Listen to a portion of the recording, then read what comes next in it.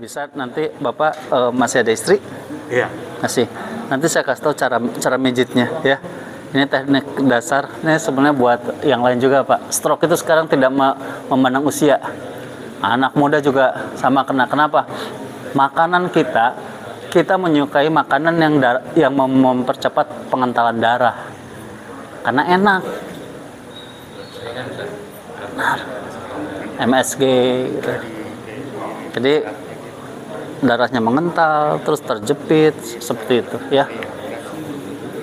Jadi kita coba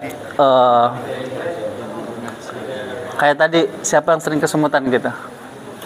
Kalau kesemutan Bapak duduknya harus gini. Jadi kalau ikut pengajian pun begini. Kalau udah kesemutan. Kalau kesemutannya sudah parah, Bapak keliru kalau ngelurusin. Kan Bapak nanti nggak berdaya nih. Kalau ditekan itu kan ngilu, ya kan? Kalau sudah kayak gitu posisinya harus gini. Tuh. Atau kalau mencegah kesemutan saat pengajian gini Pak duduknya. Tahiyat. Kalau mau kesemutan lagi, balikin lagi. Tapi kalau sudah kesemutan, ini duduk bangun dari sujud, ya. Kesemutan tuh darahnya kental. Jadi sarafnya tidak mendapat nutrisi dari saraf kapilernya, saraf-saraf kecilnya tuh di ujung-ujung tuh nggak dapat nutrisi oksigen. Hah? Yang tidak gula juga kesemutan mah selama dia darahnya kental terjadi gitu. Nah itu kesemutan tuh biasanya di ujung-ujung yang normal lah ya. Ya nggak bisa dikatakan adalah level yang ringan lah. Tapi kalau kesemutannya sudah di area-area yang bukan ujung, tengah, itu yang harus diwaspadai.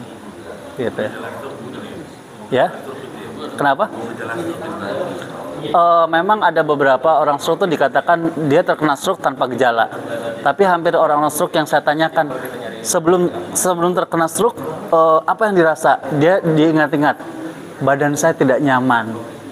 Sebenarnya Allah sudah ciptakan manusia tuh kalau akan terjadi penyakit tuh dia sudah merasakan kayak demam ya. Tanda-tandanya ada. Tapi karena nggak ingat kan, apalagi orang stroke kan biasanya kalau disuruh mengingat berat ya Pak ya. Semua itu. Saya punya pasien tuh, saya pernah nolong yang stroke gini. Bapak, masya Allah, Bapak masih ringan. Saya bilang, angkat tangan kanan, angkat tangan kiri, angkat kaki kanan. Bener nggak tuh Pak? Dia sudah terbentuknya seperti itu, ngebloknya seperti itu, nangis ya. Betapa susahnya. Dia sudah tidak bisa membedakan, otaknya memerintahkan angkat tangan kanan, tapi yang sampai ke instruksi ke organnya yang diangkat kiri. Nah Bapak kan tadi masih, saya bilang Bapak angkat, Bapak masih bisa, makanya saya pengen tahu responnya. Bapak angkat kayak gitu. Saya ngecek ya Bapak tadi ya karena masalahnya kan sarafnya yang apa? Iya, biasanya kan kalau stroke itu penyumbatan di otak, ya. Iya. Di otak. Kalau Bapak ronsen ke dokter pasti yang terkena tuh Bapak sebelah kiri tuh, sebelah kiri. Kalau yang sebelah kanan otak sebelah kiri. Silang ya, kayak gitu ya. Maaf Bapak.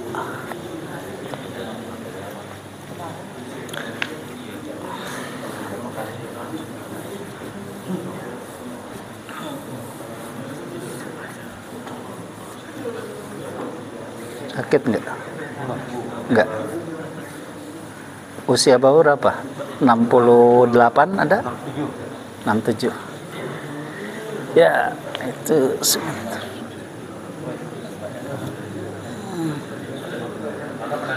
Bapak minumnya bagus? Ya. Ya. Ada teknik minum yang benar, Pak. Bapak boleh mengaku minum banyak, tapi kalau tekniknya salah, sia-sia. Yang benar itu setelah saya pelajari, saya bisa minum hampir 2 liter tanpa buang air. Hah? Orang Indonesia malas minum itu karena nggak mau beser, betul nggak? Nggak mau bolak-balik. Apalagi kalau misalnya bicara 1 liter, itu pasti bolak-balik setiap 10 menit. Karena cara minumnya salah. secara medis maupun secara sunnah. Jadi yang saya pelajari gini, saya ke tim medis saya bilang gini, lakukan ini sehingga pada saat kita mengcover misalnya aksi apapun, kita nggak ikut antri di toilet berjalan. Masa orang medis kan repot bolak-balik itu nolongin orang, waduh saya ke belakang dulu, kan nggak bisa. Saya bilang, saya 3 botol 600 mili saya minum, tapi saya tidak buang air kecil dari pagi sampai maghrib. Caranya gini, Bapak pernah lihat pot bunga, istri Bapak nyiram pot gitu ya. Kalau nyiram pot, kalau nyiramnya 1 gayung langsung, bawahnya keluar nggak? Nah itu cara Bapak minum. Tapi cara minumnya sedikit. Minumnya Bapak kelihatannya banyak, tapi banyak keluar. Tidak terserap dengan baik oleh tubuh. Padahal air itu adalah untuk tubuh. 80% tubuh kita itu dari cairan. Bahkan manusia itu diciptakan dari apa? Nutfah, cair. Jadi kalau saya minumnya haus tidak haus, saya minum setiap 10 menit.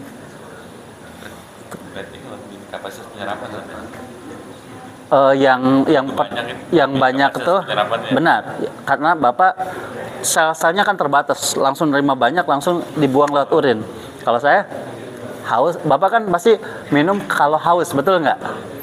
Minum kalau makan banyak, minum kalau haus. Kalau saya nggak haus saya harus minum walaupun sedikit. Jadi sel-selnya cukup gitu untuk diserap, sehingga Bapak kalau gampang pusing yang cenut suka gitu nggak? Itu tanda dehidrasi. Air minum banyak tapi tidak berkualitas karena dibuang. Dehidrasi ringan kayak gitu, cenut nggak enak tuh kalau dibuat kerja. Jazakumullah. Itu satu ya. Jadi caranya kayak gitu, Pak. Setiap 10 menit haus tidak haus, minum 3. Itu cara Rasulullah. Coba kaji Rasulullah minum bagaimana. Saya memadukan antara sunnah dengan medis. Oh ternyata iya kayak gitu, dan saya lakukan itu. Walaupun kalau Ramadan memang agak kurang minum ya, tapi triknya itu saya dapat lah tadi itu sekitar hampir 1 liter lah. Saya dapat. Tadi pada saat ditawarkan makan, saya biasanya makan nasi jarang ya. Sahur pertama yang saya masukkan ke dalam tubuh adalah madu plus korma. Jadi energi saya cukup. Madu plus korma, madu 3 sendok aja. Saya biasanya masih melayani pasien pelanggan gitu, dan saya ketemu nasi itu nanti hari kedua gitu. Yang Bapak perlukan tuh energi atau kenyang? Kalau kenyang, Bapak pasti ke toilet, betul nggak? Kalau yang saya perlukan adalah energi, kalori. Jadi saya masih bisa lakukan ini gitu. Bahkan di bulan ini saya sudah terbiasa nggak makan nasi dari pagi sampai maghrib, Pak. Bapak saking seriusnya kan kita nasibnya sama, Pak. Iya. Bapak saking seriusnya menangkap nasib kita sama, Pak. Maghrib ketemunya. Nah, ini gini Pak, cara mijitnya. Nih. Lupa, Pak Bambang mana nih? Pak Bet lupa. Ada glove di situ, di kotak itu. Apa nih? Kalau nasi tadi kan yang nggak basi, nggak basi nasi. Oh, nih ilmu kita di dunia itu cuma 2, jasadiyah, ruhiyah. Nggak bisa lepas dari situ. Bapak ngobrol sakit. Jasadiyah dan ruhiyah tuh ada jaringan penghubung. Coba kalau Bapak nginjak duri, ya, yang teriak itu ruhnya apa jasadnya? Yang ketusuknya jasadnya apa ruhnya? Hah? Yang ketusuknya jasadnya apa ruh? Yang teriak ruhnya apa jasad? Kalau Bapak makan enak, yang dapat nutrisinya jasad apa ruh? Yang berbicara nikmat jasad apa ruh? Berarti berhubungan. Makanya kalau sakaratul maut, saya ngebantu orang-orang sakaratul maut tuh betapa susahnya. Kita kan sudah puluhan tahun tuh tergantung usia ya, Jadi ruh itu sama tubuh tuh sudah melekat ke pori-porinya. Jadi bahasanya saya setelah mempelajari kenapa dicabut nyawa tuh pada kesakitan, itu sama aja lem yang udah nempel bertahun-tahun ditarik. Salah satunya cara agar kita tidak sakit kan, ikhlaskan tuh bukan milik kita. Gitu.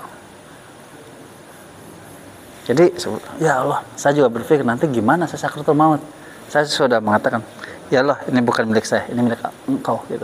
Ya Rob, jagalah, saya sudah ikhtiar. Makanan sehat itu cuma faktor saja hidup sehat. Bapak tahu artis, tahu pejabat, makannya sehat nggak? Banyak Enggak ada sehat. sehat Pak. Ada yang jorok banget. Ya, Ada yang jorok banget, saya ngalamin banyak. benar. Tapi kebanyakan kan mereka ada ahli gizinya, ya kan? Ada di sini. Pertanyaan saya adalah banyak pejabat sakit nggak? Banyak artis sakit nggak? Banyak. Ya, kenapa? Makanan hanya faktor keberapa pendukungnya. Yang utama adalah bagaimana kita mengelola kolbu. Gitu. Itu ya. Karena orang yang tidak makan banyak saja malah justru yang lebih sehat. Nah, tadi kan kajian tentang apa sehat pasca lebaran. Kalau Ramadan banyak yang sehat. Pasca lebaran cek deh rumah sakit sama klinik. Kenapa? Karena tidak menjaga makan dan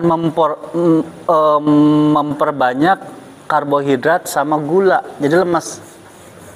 Triknya, pengen tahu nggak? Saya kalau udah Idul Fitri yang saya makan itu buah. Kalau Bapak pasti opor ya.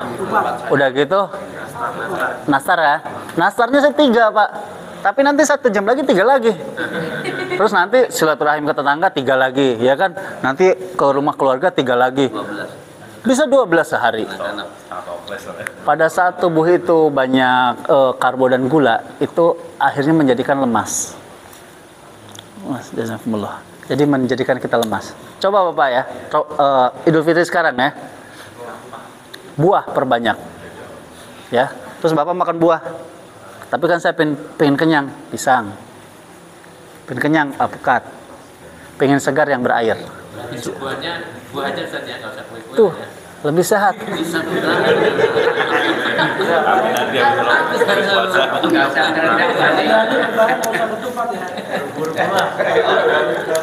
Sebetulnya Nggak usah ya, nggak usah. Berat. nggak apa-apa. Kalaupun ada opor, ada kayak gitu, bisa dikirim lewat Gojek ke tempat saya. Kan Bapak nggak tahu ilmunya. Saya bisa makan makanan yang berlemak, tapi tubuh tidak menyerap kolesterolnya. Jadi saya bisa menikmati nikmatnya dunia, tapi Allah karenakan badan saya tetap fit. Nah kalau gitu yang tadi nggak usah ceritain, sekarang yang ini terakhir gimana? Nah, Opor habis tapi nggak tumbuh nggak jadi itu. Enggak kolesterol. Oh jadi maaf nggak tumbuh kolesterol.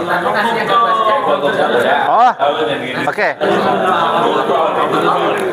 Tumbuh udah nikah udah punya. Gini, Ini tumbuh. tadi pertanyaannya gini. Saya pernah ngetes makan makanan setengah basi, 3/4 basi. Saya makan. Logikanya saya harus sakit perut kan? Tapi jangan dicoba ya. Saya makan nggak sakit perut. Ada yang basi lagi, saya makan.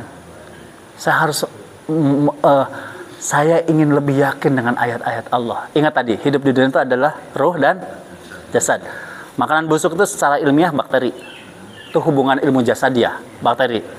Secara ruhiyah, Rasulullah tuh kalau misalnya nyimpan makanan, ingat kata Rasulullah, tutup malam-malam. Karena ada apa? Ada syaitan. Jadi tuh ruhiyah. Benar. Atau kalaupun nggak ada penutup, walaupun hanya setangkai kayu, bismillah. Nah, sendok gitu ya. Nah, berarti busuk itu tadi ilmu tadi jasadiah dan ruhiyah. Jasadiahnya adalah bakteri, ruhiyahnya adalah apa? Permainan makhluk ya. Nah, karena Allah karenakan saya sebenarnya nggak mau ngerukyah lagi ya. Kemarin safari Ramadan mana Pak Bambang? Bambang, kemana nih sahabat saya? Udah selesai safari Ramadan di Masjid Agung. Ada yang datang pengen konsul. Saya bilang saya zikir dulu ya habis sholat. Pada saat saya gadis lagi, Wah, kalau ada gadis langsung bapak wajahnya. Saya paling takut kalau nanganin ibu-ibu junior. Kalau ibu-ibu senior mah saya santai ya. Tapi ibu-ibu senior saya nggak mau nyentuh. Karena apa? Ada juga ibu-ibu senior yang daya tariknya memikat ya nggak? Saya hati-hati. Apalagi kalau misalnya yang junior ya. Pada saat datang gadisnya mau konsul, saya bilang, saya setelah zikir doa baru boleh. Saya pikir paling konsul 3 menit selesai gitu. Mana yang tadi? Datang lagi. Udah selesai nih safarinya. Datang lagi ternyata sama ibunya. Dari situlah pada saat melihat wajah ibunya saya bilang, wah ini bakalan lama. Setannya nempel. Sampai Bapak pernah ngeliat di film itu kalau setan tuh sampai badannya terangkat. Pak Bambang mana? Mas Bang? Ini beliau saksi, saya dampingi, saya ngebantu ya. Dadanya keangkat, kepalanya begini, terus kakinya keangkat, dia hanya ditahan sama panggulnya, dan dia teriak melengking satu masjid agung sampai sebelum. Makanya saya katakan kaji lagi hadis tentang sahih ini hadisnya. Ramadan itu setan dibelenggu dan kitalah yang membebaskannya. Dan manusialah yang membebaskan. Allah sudah membelenggu loh. Membebaskannya kita gimana? Nafsu kita, hasad kita. Ngelihat berdebat sedikit di medsos, terus ketemu nggak maunya salam, walaupun sama muslim, setan. Terus gimana Pak B? Saya kan tahu, saya belum ngeruqyah itu, tapi saya sudah melihat pandangannya. Saya bilang ini pandangannya bukan manusia. Terus begini. Lihat Pak ya, gini Pak B, kayak harimau ya. Jadi ngelihat saya tuh kayak gini, padahal saya nggak soleh-soleh amat sih, ya nggak. Saya mau orang biasa gitu, tapi dia udah gini. Saya mau konsul, tapi dia udah gini-gini. Sampai saya akhirnya komunikasi. Teteh, makhluk jin dari mana? Garut. Kalau Garut saya juga orang Garut, keluar ya. Gitu. Saya belum membaca ruqyah. Terus lama-lama ternyata bukan ya, Pak Bambang ya, dari Jawa Tengah. Pada saya minta keluarkan ya, saya baca basmalah, keluarkan, saya bantu apa yang terjadi. Sampai kayak tadi badannya tuh jadi melengkung gini, kayak terbang, cuman dia tahan sama pinggul. Teriak melengking, apa? Jinnya sudah mau keluar, ibunya ini mengikat. Sampai saya bilang, Pak Bang, dia udah mau muntah, ambil apa? Saya nggak mau kantong plastik, artinya apa? Ada ember. Alhamdulillah masjidnya bocor. Ambil itu, saya takut muntah. Ternyata isi air. Sahabat saya mindahin air. Jangan pindah-pindah langsung. Bener aja muntah-muntah. Jadi ingat, setan dibelenggu oleh Allah dan dilepaskan oleh karena hasad. Makanya kalau kita punya masalah dengan sahabat kita di medsos gitu, maafkan atau datengin. Saya minta maaf lahir batin, sudah selesai. Kecuali Bapak tahan kayak gitu, setan masuk. Al-Falaq apa? Bapak hafal kan Al-Falaq? Bagaimana rasa hasad itu Allah sampai mengatakannya kejahatan hasad. Makanya kalau ada, saya kan dulu akun saya kan nggak pakai foto saya. Terus pakai foto itu karena foto saya dipakai untuk menipu di medsos. Transfer sampai berapa yang kena gitu. Ada orang medsos bilang itu Kang Duin tuh di Depok. Tidak seperti itu. Ternyata orang yang menggunakan, sehingga sekarang akun saya pakai foto. Tapi ada orang yang bilang gitu, ngapain tuh fotonya ngiri taruh di situ? Muslim loh. Dan itu orang terdekat rumahnya dengan saya. Dan saya santai saja, kenapa? Hasad itu kejahatan kata Allah. Makanya saya kalau ada orang yang hasad sama saya, yang saya lakukan apa? Saya datangin, saya berikan hadiah madu. Rasulullah mengajarkan itu. Berikan hadiah kepada orang yang membenci kita. Gitu. 1, mengamalkan yang Rasulullah sampaikan. 2, itu kalau kita datang dengan mental yang kuat, dia akan malu semalu-malunya. Tapi kan niat kita bukan untuk membuat dirinya malu, karena kita mengamalkan apa yang Rasulullah ajarkan. Ya. Jadi hasad itu Pak, Bapak di grup warga sini kalau ada salah paham, minta maaf, Japri minta maaf, maafin ya. Khawatir kalau kita berselisih ada hasad, kalau orang yang kita gibah wafat, kita punya dosa nih. Dan dosa menggibahi itu berat. Dosa gibah itu adalah datengin orangnya, sampaikan, saya dulu menggibahi Bapak, tobat kepada Allah pertama, saya dulu menggibahi Bapak A, B, C, D. Kan malu kita, buka aib kita kan. Hati-hati gibah itu. Jadi kalau orang yang kita gibahi wafat, kita punya dosa. Yang lebih berat lagi, kitanya yang wafat duluan, bawa dosa.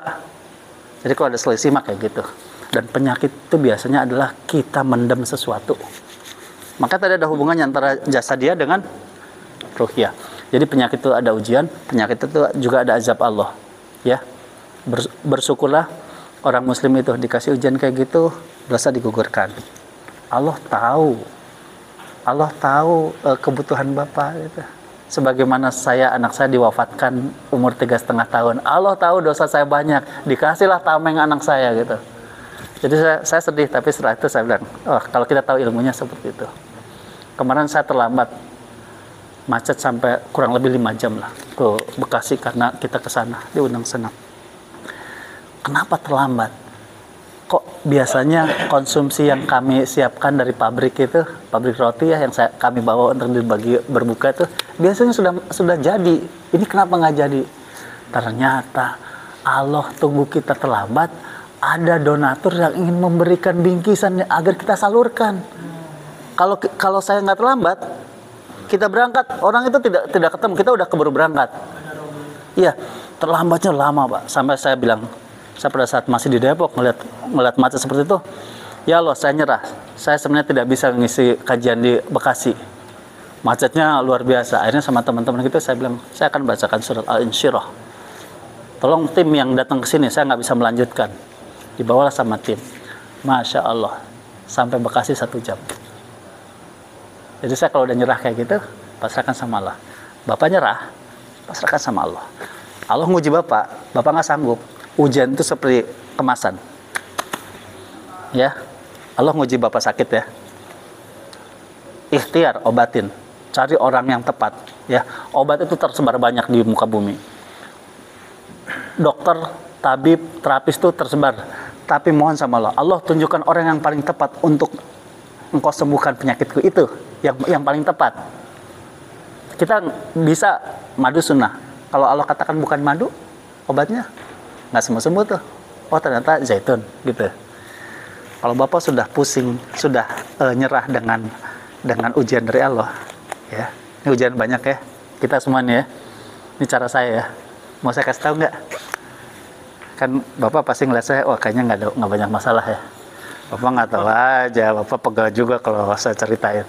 Buat apa saya berkeluh kesah kepada makhluk? Makhluk tidak memberikan solusi. Saya hanya berkeluh kesah kepada Allah, pemberi solusi. Makanya kalau jemaah saya, Kang kayaknya Akang nggak banyak masalah ya. Akang kayaknya tenang-tenang aja, ayatnya hafal. Bukan itu. Saya tidak pernah mau ngeluh kepada makhluk. Ujian kebanyakan. Tutup yang rapi. Ya Allah, saya tidak sanggup. Tolong berikan solusi. Kembalikan kepada Allah. Selesai. Kalau kita mikirin, aduh sakit gini, mikirin, tambah sakit. Siap? Nih, saya bantu obati Pak ya. Nanti Bapak kayak gini. Nih, ini sebenarnya juga berlaku buat Bapak, PC-nya boleh dibuka. Ini berlaku buat kita yang insya Allah tidak ingin terhindar dari stroke ya. Jadi stroke itu saya sampai mempelajari bagaimana hewan itu kalau nyembelih itu biar cepat wafat ya. Ternyata sama, anatominya kan sama dengan manusia. Jadi pastikan ini ada 2 nih. Terasa Bapak? Ini terasa nggak? Hah? Terasa? Ini? Terasa, oke. Kalau nanti terasa tertusuk-tusuk bilang ya. Maaf Pak ya. Cara mijitnya gini. Bapak bisa lihat ya.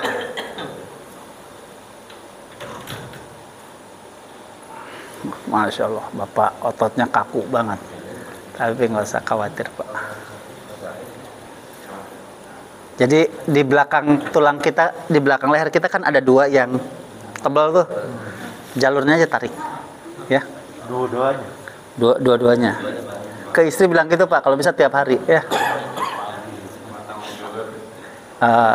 Iya, sebenarnya batang otak di otaknya, cuman ini organ ototnya aja. Tarik sini ke bawah. Ini bapaknya lumayan tegang nih, karena sudah lama dibiarkan. Harusnya dilatih. Bapak jangan mengandalkan ke dokter, ke terapis, karena kan sepekan paling ketemu sekali 2 kali. Kalau sakit, lebih mengandalkan kepada terapi keluarga. Jadi setiap hari dilakukan tindakan. Kalau ke dokter kan sepekan, 2 pekan, ya kan? Ya Bapak nih kondisi ototnya tegang banget nih. Sakit nggak Pak? Hah? Nggak. Tegang sekali. Ya. Oke, itu caranya gitu. Nanti minta tolong ke istri kayak gitu ya. Terus aja kayak gitu.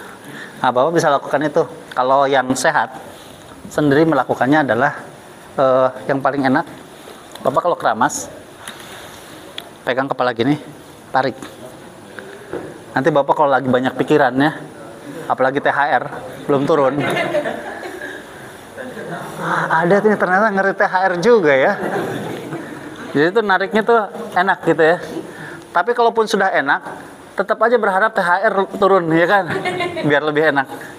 Lakukan itu ya. Insya Allah mudah-mudahan jadi ikhtiar. Karena saya melihatnya ternyata orang-orang yang sakit diabetes, stroke itu ternyata anak muda juga ada.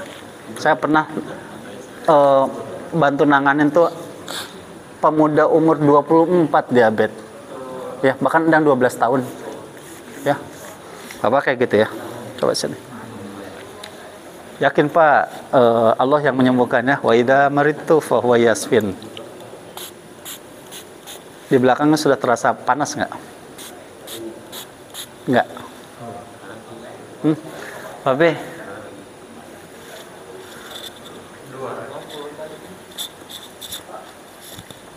tolong panggil ya.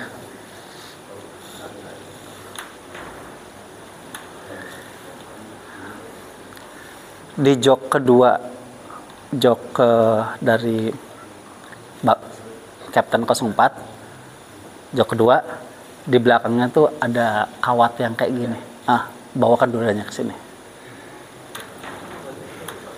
Sudah di lehernya panas nggak? Nggak. Nanti kalau ketusuk-tusuk duri bilang ya.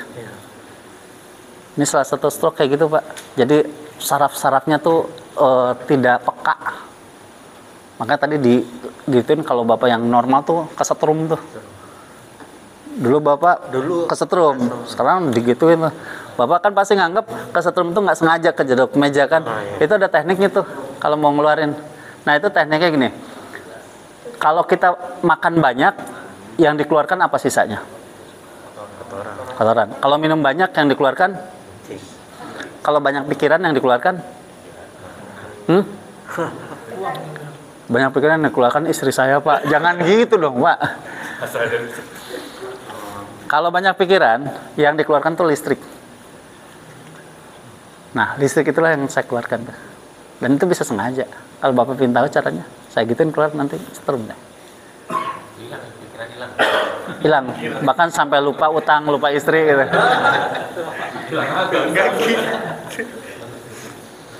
Gimana rasanya? Kalau stroke kayak gini Pak, hati-hati makanya dengan kesemutan yang sampai ke dada, hati-hati gitu. Berarti darahnya tuh mengental. Gimana rasanya? Biasa ya. Biasa. Coba tangan yang sebelah sini.